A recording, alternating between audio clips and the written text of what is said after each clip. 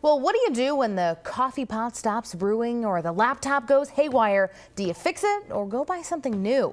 Angie's List recently reviewed records over the past decade to see if the repair industry is itself in need of some repair. Well, the answer might surprise you.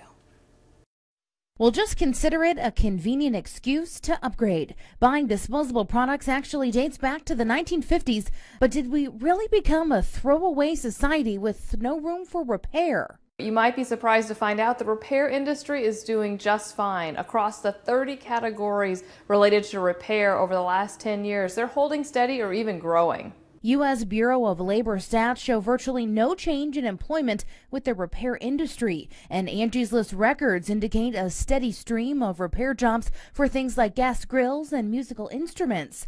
Repairs for screens, large appliances, and furniture have dropped only slightly. There are a couple of items that people tend to replace rather than repair, and they include VCR and watches. Let's face it, VCRs are becoming more outdated, even though I still have one myself. Watches still get repaired periodically, but not as much as they did 10 years ago.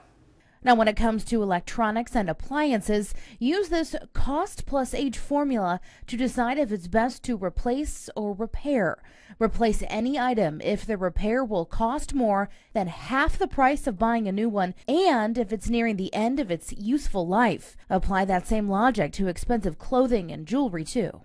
If the consumer made an initial investment in that was pretty large, I'd say in a refrigerator, and they can get it fixed for a couple $100s, they may opt to repair.